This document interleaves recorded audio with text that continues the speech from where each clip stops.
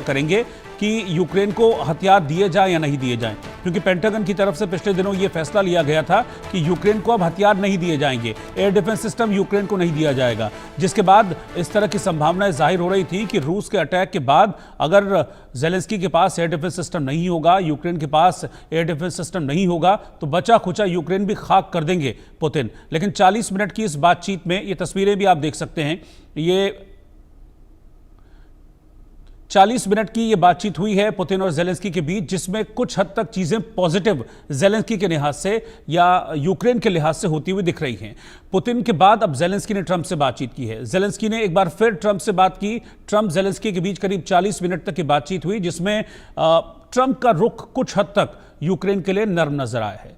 Trump Ukraine की सैन्य सहायता की समीक्षा करने की बात कह रहे हैं। अमेरिका यूक्रेन की वायु रक्षा प्रणाली को बेहतर बनाने के लिए साथ खड़ा रहेगा, यह भरोसा ट्रंप ने जेलेंस्की को दिया है। ट्रंप और पुतिन के बीच भी रूस और यूक्रेन के सीज फायर को लेकर बातचीत हुई थी, लेकिन पुतिन ने यह साफ कर दिया था कि वो अब सीज फायर नहीं करेंगे, यानी कि वो यूक्रेन पर जो अटैक्स कर रहे हैं ना उनमें कमी लाएंगे ना उनको रोकेंगे। पुतिन ने यह बिल्कुल स्पष्ट कर दिया था कि जब तक जो हमने टारगेट सेट किया है, जो हमने लक्ष्य सेट किया है, जब तक रशिया वो लक्ष्य हासिल नहीं कर लेता है, रशिया की तरफ से किसी भी तरह की जो गोलीबारी है, जो अटैक है, उसमें कमी नहीं आने वाली है।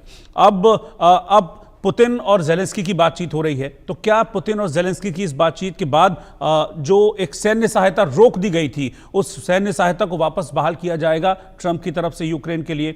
यह अभी देखने वाली बात होगी। मेरे साथ दो खास मेहमान इस वक्त जुड़ रहे हैं।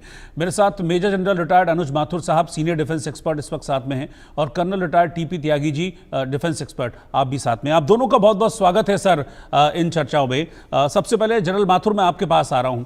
क्या सिचुएशन इस वक्त बनती हुई दिख रही है? 4 दिन पहले अमेरिका यूक्रेन को मिलने वाली मदद रोक देता है, अब ट्रंप और जेलेंस्की के बीच में बातचीत हो रही है, और ट्रंप के रुख से क्या लगता है, वापस करेंगे वो मदद, अब जो सैन्य सहायता रोक दी थी? जय हिंद रोहित। देखिए, मैं आपको एक बात बताता हूं कि जब भी चाहे वो कोई भी कोई भी व्यक्ति प्रेसिडेंट बना हुआ हो, जो लॉन्ग टर्म पॉलिसीज किसी भी देश की होती हैं, मुझे लगता नहीं है कि उनमें कोई अचानक से इतना बड़ा बदलाव आ सकता है।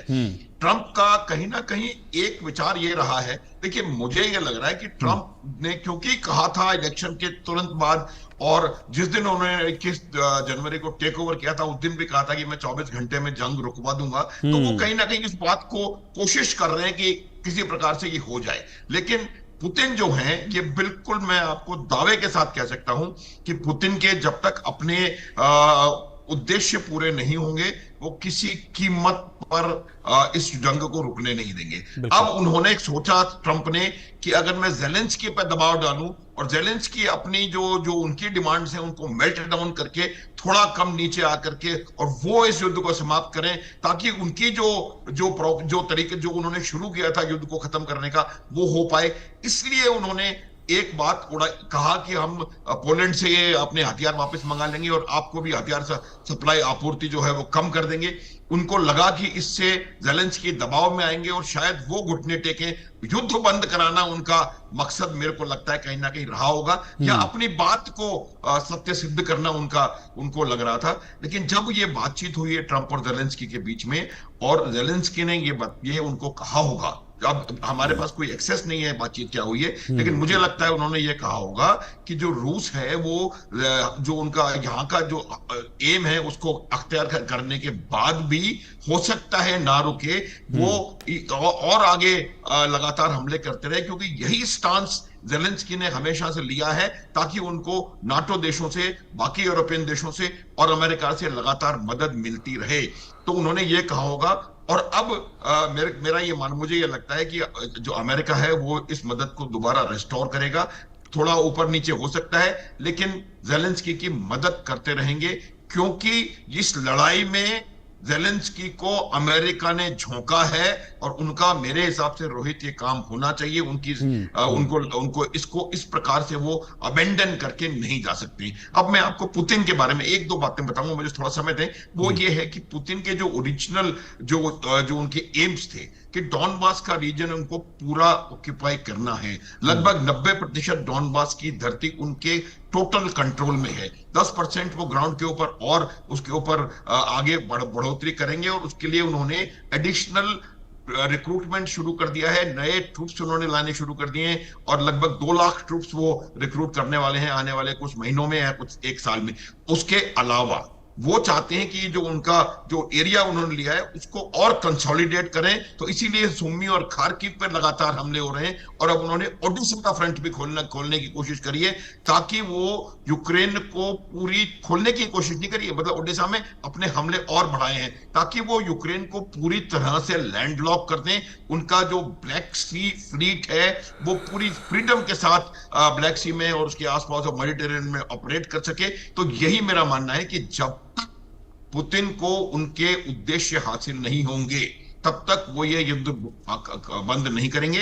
आप कुछ भी कहते रहे, ट्रंप कुछ कहते रहे, कोई भी कुछ भी कहते रहे, किसी किस्म का दबाव उनके ऊपर नहीं आने वाला है। और शायद उनको जो उनके दिमाग में at the back of his mind जो लॉस्ट सोवियत टाइम ग्लोरी है उसको भी कहीं ना कहीं रिगेन करने की उनकी एक शायद इच्छा हो सकती है। तो वो यहां इसके बाद कुछ ईस्टर्न यूरोपियन कंट्रीज के ऊपर अपना कंट्रोल बढ़ाने की कोशिश करेंगे। रोहित, ठीक है, मैं कर्नल त्यागी के पास चलता हूं। कर्नल त्यागी, मतलब कि कुल मिला के बात यह है कि ट्रंप की कोशिश यही थी कि पुतिन से भी बात कर लूं और यहां से भी बात कर लूं, लेकिन अब ये सिचुएशन तो ये वाली आ गई ना कि पुतिन मान नहीं रहे हैं। अब पुतिन नहीं मानेंगे और वो उनको हथियार भी नहीं देंगे तो पुतिन तो बचा कुचा यूक्रेन भी खत्म कर देंगे, तबाह कर देंगे। इसलिए अब हथियार देने की ऊपर एक पॉजिटिव साइड वो दिखा रहे हैं। देखिए, मैं पहले मैक्रो लेवल पे बात करूंगा जी। जनरल माथुर ने बिल्कुल सही कहा है ये बात कि किसी देश की पॉलिसी ऐसे नहीं होती है कि उसका प्रेसिडेंट कह दे, कल तो वो ये कहे कि मेरे जो हथियार पोलैंड में थे, मेरे हथियार मेरी अपनी रिक्वायरमेंट के लिए कम पड़ रहे हैं, लिहाजा मैं उन हथियारों को अब वापस बुलाता हूं, उन्हें यूक्रेन को नहीं दूंगा। ये 48 घंटे पहले का बयान है। और 24 घंटे पहले का बयान ये है कि अब वो नरम पड़ गए हैं, डोनाल्ड ट्रंप देना चाहते हैं। सब जैसे ऐसे बयानों के ऊपर हम आपस में बातचीत करके समय को खराब करना है कोई मीनिंग नहीं है। आप इस बात को समझिए, मैं मैक्रो लेवल पे आपको बात बता रहा हूँ कि अमेरिका ने जब उसके पर्ल हार्बर के ऊपर अटैक हुआ था जापान का, तो उन्होंने बहुत कोशिश की कि उनके ओकिनावा आइलैंड पे किसी तरह उन्हें कंट्रोल कर ले, नहीं कर पाए। उन्होंने जापान के ऊपर न्यूक्लियर अटैक कर दिया। आज रशिया के लोग खड़े होकर ये पूछ रहे हैं पुतिन से कि अगर स्टालिन नहीं होते तो वो अब तक एक्शन ले लेते। आपका जो नुकसान हुआ है वो तो पर्ल हार्बर से कई गुना ज्यादा है, और आप इसमें एक्शन क्यों नहीं ले रहे? तो रशिया के लिए अब ये मजबूरी है कि वो तुरंत काम करें। अब जो वार मॉन्गर्स हैं वो ये बोलते हैं कि देखिए, रशिया तो 2 लाख ट्रूप को वो इस साल के अंदर भर्ती करने वाला है। वो ये क्यों भूल जाते हैं कि पिछले 3.5 साल में उसके जितने ट्रूप को उसकी हानि हुई है वो भी करीब करीब 2 लाख ही थे। यानी कि वो सिर्फ रिप्लेनिश कर रहा है, और ये खतरा दिखाना, ये तो जेलेंस्की के मुंह में वो चीज कहलवा देनी है जो वो खुद कहना चाहता है। जेलेंस्की पिछले 3.5 साल से क्या कर रहा है? वो ये कर रहा है कि किसी तरह से नेटो इस युद्ध में इन्वॉल्व हो जाए। नेटो को इन्वॉल्व करना उसका मेन एम था, उसने कर दिया। नेटो को भी करवा दिया इन्वॉल्व, अमेरिका को भी इन्वॉल्व करवा दिया। तो अब नेटो के इन्वॉल्व होने, नेटो को इन्वॉल्व करा के जेलेंस्की तो अपनी वो चाह रहे हैं कि मैं तो डूबेंगे सनम, तुमको भी ले डूबेंगे। मेरा तो ये हाल हुआ कि अमेरिका ने मुझे उकसाया, मैंने लड़ाई लड़ी। असलियत में आप एक बात समझिए सर, ये सब चीजें जो हो रही है ये तो रोजमर्रा की लोकल है, लेकिन जो मैक्रो है, अमेरिका ने हमेशा से यूक्रेन को पाकिस्तान माना। पाकिस्तान का मतलब अनबिलीवेबल, अनएक्सेप्टेबल या इनक्रेडिबल। यही कारण था कि उसने कभी भी यूक्रेन को वो हथियार नहीं दिए जिनकी उसे जरूरत थी, जो दिए उस पर प्रतिबंध लगाए, लिमिटेड दिए, यानी कि इंस्टॉलमेंट में दिए, जैसे हलाल करते हैं ऐसे आहिस्ता आहिस्ता करके दिए, और जब टाइम आया लड़ने का उस समय उसने उसका साथ छोड़ दिया। इसका कारण था यूक्रेन की अनबिलीवेबल, यानी कि उसके ऊपर विश्वास नहीं किया जा सकता। जहां सबसे ज्यादा रूस के नागरिक रहते हो, जो रूस का पार्ट रहा हो, वो आज नाटो में अगर घुसने की कोशिश कर रहा है तो ये यकीनन ये आदमी यकीन के काबिल नहीं है। और इसीलिए चूंकि यकीन के काबिल नहीं है तो रशिया के आदमी को हटा के इसको बनाया गया था कि इसे उकसा के लड़वाया जा सकता है। अमेरिका ने ये लड़ाई शुरू करवाई थी, जो अमेरिका का रवैया पूरी दुनिया में हमेशा से रहा है कि दो देशों के बीच में जहां मामूली रिफ्ट हो वहां जाके उन्हें वो समझाए, उकसाए, उनमें लड़ाई शुरू हो, हथियारों की जरूरत हो और हथियार अमेरिका भेजे। तो एक बात तो ये हो गई। दूसरा, अब वो जो ये डराता है कि या तो मुझे बचा लो, अगर नहीं बचाया तो मेरे बाद में अगला नंबर नेटो का है। नहीं सर, गलत है। Russia is not going to attack NATO immediately after Ukraine. आज से 3 साल बाद क्या होगा ये तो भविष्य के गर्त में छुपा है। लेकिन अब अगर ये कहा जाए कि रशिया नेटो पे अटैक करेगा, कैसे करेगा जी? रशिया में इतना नुकसान हो चुका है, रशिया में इतना फौज का, हथियारों का, एनर्जी ग्रिड का, उसके एयर बेसिस का, उसके स्ट्रेटेजिक बॉम्बर्स का इतना नुकसान हो चुका है कि अब वो उसे रिप्लेनिश कर रहा है। हालांकि वो रिप्लेनिश करने के लिए अब चूंकि उसको इससे ज्यादा नहीं कर सकता, तो अब वो बिल्कुल आप ठीक कह रहे हैं। रशिया का भी जो पूरा का पूरा फोकस है, हाँ, वो पूरा का पूरा फोकस रशिया का है कि पहले मैं यूक्रेन को खत्म कर दूं, पूरी तरीके से यूक्रेन को बर्बाद कर दूं। और उसकी प्लानिंग भी सामने आ रही है। उसकी कुछ ऐसी खबरें हैं जो ये बता रही है कि बड़े हमले की तैयारी में है रशिया यूक्रेन पर। इस वक्त की ब्रेकिंग न्यूज है, यूक्रेन पर नॉन स्टॉप हमले करेंगे पुतिन। ये नई रणनीति सामने आई है। अगस्त तक यूक्रेन पर कब्जे का प्लान है, यानी कि आप समझ लीजिए ये जुलाई चल रहा है, अगले महीने अगस्त तक यूक्रेन पर कब्जे का प्लान उनका है। और इस बीच नॉन स्टॉप हमले करने की प्लानिंग रशिया की तरफ से है यूक्रेन पर। अग्रिम मोर्चे पर भी रूस को सफलता मिली है। लंबी लड़ाई की वजह से यूक्रेनी सेना भी थकी हुई है। रशिया के अटैक्स के बाद से हम देख भी रहे हैं कि रशिया जिस तरीके से हमले कर रहा है उसने हमलों की इंटेंसिटी को बढ़ा दिया है। ग्राउंड ऑपरेशंस की खबरें भी सामने आ रही है। सुमी पर कब्जे की खबर भी सामने आ रही है कि सुमी को भी पूरी तरह से रशिया ने इस वक्त घेरा हुआ है, 50,000 से ज्यादा सैनिकों ने। और आप देख रहे हैं तस्वीरें कैसे बम गोले रशिया की तरफ से यूक्रेन पर बरसाए जा रहे हैं। यानी कि पूरा का पूरा प्लान यही है, फोकस यही है प्लान कि अब यूक्रेन को पूरी तरह से खत्म किया जाए, बाकी के दुश्मनों से बाद में निपटा जाएगा। तो यूक्रेन पर बड़े हमले की तैयारी में है इस वक्त रशिया। और खबर यह है कि नॉनस्टॉप हमले करने की तैयारी में है पुतिन। जो प्लान रखा गया है, जो प्लान अभी सामने आया है वो ये है कि अगस्त तक यूक्रेन पर कब्जा करना चाहते हैं पुतिन की पूरी तरह से यूक्रेन पर उनका कब्जा अगस्त तक हो जाए। गर्मियां खत्म होने से पहले जीत का प्लान है। रूस लगातार सैन्य और नागरिक दबाव भी बढ़ा रहा है। अग्रिम मोर्चे पर भी हम देख रहे हैं कि रशिया को कामयाबी मिल रही है और लंबी लड़ाई की वजह से यूक्रेनी सेना थक चुकी है। इसलिए पुतिन को लग रहा है, रशिया को लग रहा है कि ये मुफीद समय है फाइनल अटैक करने का। पूरा सुमी इलाका रूस के कंट्रोल में आ सकता है क्योंकि सुमी के आसपास 50,000 से ज्यादा सैनिकों की तैनाती है। करीब 7-8 किलोमीटर दूर सुमी के पास रशिया के 50,000 से ज्यादा सैनिक हैं जो कि धीरे धीरे सुमी की ओर बढ़ रहे हैं। यूक्रेन को सैन्य सहायता अगर नहीं मिलती है तो फिर रूस इसका पूरा फायदा उठा सकता है। शायद इसलिए भी ट्रंप कह रहे हैं कि वो समीक्षा करेंगे रूस को मिलने वाली सहायता की। मैं जनरल माथुर के पास चल रहा हूं। जनरल माथुर, आप कुछ कहना चाह रहे थे इस बीच में? मैं यही कह रहा था, देखिए मैं भी जो जन कल त्यागी ने कहा है वही मैं भी कह रहा था। हाँ। मैंने यूं कहा था कि वो नाटो पे हमला नहीं करेगा, लेकिन मैं ये बता रहा था कि जो ज़ेलेंस्की का स्टांस है वो किस लॉजिक से नाटो से और यूएस से असिस्टेंस मांग रहा है, वो लोगों को ये कन्विंस करने की कोशिश कर रहा है कि रूस आगे हमले करेगा, रूस अपना सोवियत ग्लोरी वापस लाने की कोशिश करेगा, इसलिए आप मेरी मदद करें। तो मेरा ये मानना है ये भी इस बात से मैं पूरी तरह सहमत हूं उनसे कि रूस जो है वो नाटो पर कम से कम निकट भविष्य में हमले करने वाला नहीं है। ना केवल नाटो पर, मैं तो एक कदम और आगे जाके आपको बताता हूं कि वो पूरे यूक्रेन पर हमला करने में भी और पूरे यूक्रेन पर कब्जा करने में भी उसका उसका उतना इंटरेस्ट नहीं है। आज जो उसके वो जो चाहते हैं रशियंस, वो ये चाहते हैं कि जो उनका उनका जो एरिया ऑफ इंटरेस्ट है पूरा डॉनबास का इलाका, उसके नॉर्थ में सुम्मी खार्किव और उसके साउथ वेस्ट में ओडेसा, इस इलाके पर वो कब्जा करें। पहली बात मनूवर वॉरफेयर के साथ, मतलब अपने ट्रूप्स को फिजिकली ऑन ग्राउंड भेज करके इस पर फिजिकल कब्जा और कंट्रोल करेंगे, पहली बात।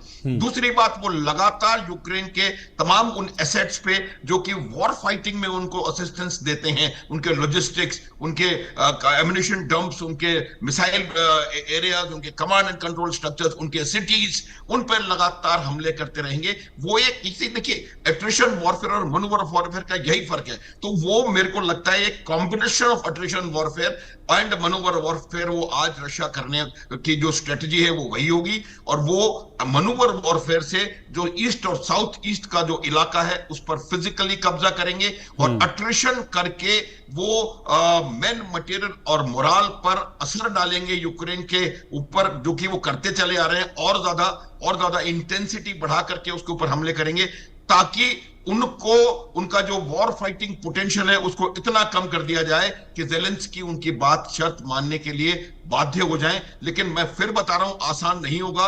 रूस ने जब लड़ाई शुरू करी थी तब भी उन्होंने यही सोचा था कि 1 महीने 2 महीने में हम खत्म कर देंगे। 3 साल तो हो चुके हैं और ये चौथा समर ऑफेंसिव मुझे लगता है जिसकी वो बात कर रहे हैं। तो इतना आसान नहीं होगा, लेकिन उनका मकसद यही है कि किसी भी प्रकार से क्रिमिया को अपने पास रखें, जो कि उनके पास ऑलरेडी है। पूरे डॉनबास के इलाके को अपने पास वो कंट्रोल में, कब्जे में रखेंगे, फिजिकल कब्जे में, कंट्रोल नहीं फिजिकल कब्जे में। और उसके अलावा सुम्मी खार्किव और ओडेसा, इनके ऊपर कंट्रोल कर जमाने की कोशिश करेंगे। फिर इसको वो जो इनका ट्रांसनिस्ट्रिया का जो मोल्डोवा के पास इनकी वहां पे उसके साथ लिंकअप करेंगे ताकि वो पूरा एक नॉन स्टॉप एक बड़ा जबरदस्त बफर जोन उनके पास बन जाएगा। तो ये बात बिल्कुल साफ है कि रशिया पूरी कोशिश करेगा। अब जहां तक सवाल न्यूक्लियर ऑप्शन का है, देखिए अमेरिका न्यूक्लियर ऑप्शन 1945 में कर सका, वो इसलिए क्योंकि किसी और देश के पास न्यूक्लियर हथियार उस समय पर थे नहीं। अगर होते तो शायद वो न्यूक्लियर अटैक भी, शायद, मैं पक्का नहीं खुद कह रहा हूं, शायद वो न्यूक्लियर अटैक भी नहीं होता। तो न्यूक्लियर ऑप्शन एक्सरसाइज करना आसान नहीं होगा। और मुझे लगता है कि न्यूक्लियर वेपन्स जो हैं वो डेटरेंस है। Nuclear weapons, APJ Abdul Kalam ने कहा था कि nuclear weapon is a weapon of peace and not a weapon of war. तो ये ऑप्शन एक्सरसाइज करना उनको, मुझे लगता नहीं कि कोई संभावना अभी निकट भविष्य में है। रूस के पास कन्वेंशनल पावर माइट इतनी है, रोहित आप देखिए उनके पास अभी भी कन्वेंशनल माइट इतनी है कि जो अपने उनके उद्देश्य हैं उन उद्देश्यों को सिर्फ कन्वेंशनल माइट के साथ उसको पा सकते हैं। लेकिन ये आप मान लें निश्चित रूप से कि किसी कीमत पे पुतिन जो है, जब तक हम लोगों ने जो डिस्कस किए पॉइंट्स, जो जगह एरिया उन पे पूरी तरह कब्जा करने के बाद, और इस बात का यकीन करेंगे कि नाटो में किसी कीमत पर यूक्रेन, जो भी बचा खुचा यूक्रेन है, वो नाटो के अंदर शामिल ना हो। ये दो बातें जब तक नहीं होंगी तब तक ये युद्ध रुकने वाला नहीं है। रोहित, ठीक है। कर्नल त्यागी, जैसे कि अभी जनरल साहब ने बताया भी कि रशिया ने कुछ मेजर सिटीज़ हैं जिस पर कब्जा करने की रशिया कोशिश कर रहा है और वही टारगेट भी है और वो दिख भी रहा है, क्योंकि सुमी के आसपास हम देख रहे हैं कि रशिया की फोर्सेस तैनात हैं 50,000 से ज़्यादा। लेकिन पुतिन भी तो मतलब लंबा इंतजार हो गया ना, 3 साल 5 महीने, तो पुतिन भी अब ये चाह रहे होंगे कि जो भी है अब जल्दी खत्म हो, क्योंकि रशिया ने खोया बहुत कुछ है, जितना पाया नहीं उससे ज़्यादा खोया है रशिया ने इन 3.5 सालों में। जी जी जी, रोहित जी बिल्कुल ठीक कह रहे हैं आप। सबसे पहले तो जनरल माथुर ने बिल्कुल सही कहा कि न्यूक्लियर कोई ऑप्शन नहीं है। वो बात अलग थी जब अमेरिका ने किया, उस समय केवल अमेरिका के पास था। आज सबको मालूम है कि अगर एक दफा न्यूक्लियर अटैक हो गया तो it is going to be a chain reaction. फिर न्यूक्लियर में हारता कोई नहीं है, जीतता कोई नहीं है, तबाह सब हो जाते हैं। तो न्यूक्लियर ऑप्शन को तो फिलहाल छोड़ दीजिए। वैसे भी जैसे सर ने कहा रशिया के पास माइट है, मैं कहता हूं अगस्त से पहले ही, इस महीने में ही हो सकता है कि ये युद्ध और रशिया जीत जाए। 3 कारण मैं बताता हूं। पहला कारण तो ये है कि रशिया ने डोनेस्क में जो लिथियम की खदानें थी उस शहर के ऊपर कब्जा कर लिया। और ये वो खदानें थी जिन्हें जेलेंस्की इस्तेमाल कर सकता था बार्गेनिंग के लिए अमेरिका के साथ। तो अमेरिका का इंटरेस्ट यूक्रेन के साथ किसी हेल्प देने में पहले ही कम हो गया। दूसरा, एक ऐसी सिचुएशन वर्तमान में दुनिया में बनी हुई है कि अमेरिका को ईरान के खिलाफ लड़ना है, रशिया को यूक्रेन के खिलाफ लड़ना है।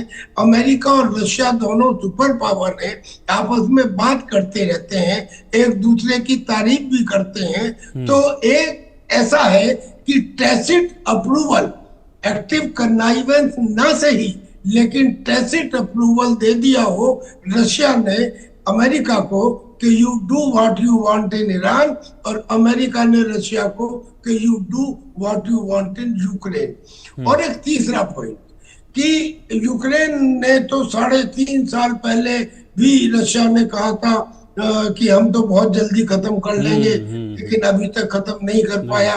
देखिए, जो पावर होती है, जो रेजिलियंस पावर होती है, वो समय के साथ घटती है। आप अगर एक ग्राफ बनाइए तो जो रेजिलियंस पावर यूक्रेन में 22 फरवरी 2022 में थी, वो आज नहीं है। उसके ठिकाने, उसके पावर ग्रिड, उसके एयरफील्ड, उसके एनर्जी सेक्टर, सब चीजें अलग अलग शहरों में तबाह हो चुकी हैं। उसकी रेजिलियंस पावर जब कम हो गई है और इधर इंटेंसिटी ऑफ अटैक बढ़ चुकी है, यानी कि रशिया ने ऐसा अटैक पहले तो नहीं किया जैसा उसने कल रात या परसों रात किया है, इतनी तरह तो नहीं किया, यहाँ तक कि केमिकल अटैक भी किया। ऐसी सिचुएशन में जो अटैक है वो पहले के मुकाबले बढ़ गया, जो उसे झेलने की क्षमता थी वो पहले के मुकाबले कम हो गई। तो जो काम 2 महीने में होता है वो ना, तब मैं समझता हूँ वो 1 महीने में हो जाएगा। यानी कि इसी महीने के अंदर ये मैं समझता हूँ कि ये यूक्रेन। और जो आप बात कह रहे हैं ना, जो आप बात कह रहे हैं कर्नल त्यागी, वो रूस की आक्रामकता से जाहिर भी हो रही है, क्योंकि ट्रंप से बातचीत हुई उनकी, ट्रंप से बातचीत अब नाकाम हो गई है और उसके बाद रशिया और आक्रामक रुख अपनाता हुआ दिख रहा है। इस वक्त की ब्रेकिंग न्यूज यही है, जैसा कि अभी कर्नल त्यागी ने बताया कि ट्रंप से बातचीत नाकाम रहने के बाद रशिया का रुख इस वक्त आक्रामक हो गया है। यूक्रेन के कई इलाकों में ब्लैकआउट की खबर भी सामने आ रही है। ज़ेपोरिज़िया न्यूक्लियर प्लांट में सप्लाई लाइन बंद कर दी गई है। संयंत्र अब इमरजेंसी डीजल जनरेटर पर चल रहा है। IAEA की तरफ से दावा किया गया है कि संयंत्र में ऑफ साइट बिजली खत्म हो गई है। और जैसा कि अभी कर्नल त्यागी ने भी बताया कि अगस्त की बात नहीं, हो सकता है कि रशिया की यही आक्रामकता जिसका हम जिक्र कर रहे हैं, रशिया की यही आक्रामकता इस जुलाई में ही युद्ध को खत्म कर दे। लेकिन जनरल बाथोर, किसी के जीतने के लिए किसी का हारना जरूरी है, लेकिन ज़ेलेंस्की तो घुटने टेक नहीं रहे हैं। अब हार तो तभी होगी जब ज़ेलेंस्की घुटने टेकेंगे, या तो वो पूरी तरह से खत्म कर दें या फिर ज़ेलेंस्की कहीं चले जाएं, छोड़ के भाग जाएं, तभी सिचुएशन है, तभी वो जीता घोषित होगा। और कैसे होगा फिर? रोहित, देखिए, ये आप बिल्कुल सही कह रहे हैं।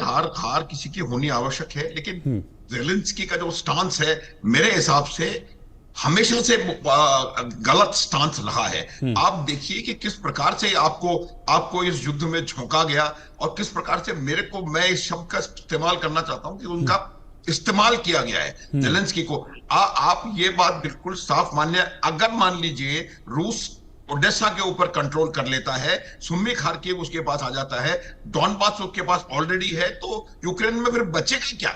यूक्रेन बिल्कुल लैंडलॉक्ड हो जाएगा। और ये लैंडलॉक्ड यूक्रेन है, उसका क्या तो उसकी इकोनॉमिक पोटेंशियल रहेगी और क्या उसकी लड़ाई लड़ने की क्षमता रहेगी। यही मैं कह रहा हूं कि जो अट्रिशन वॉरफेयर है उसका एम यही होता है कि आप शत्रु के ऊपर इतना नुकसान पहुंचाएं मेन मटेरियल मोरल पे।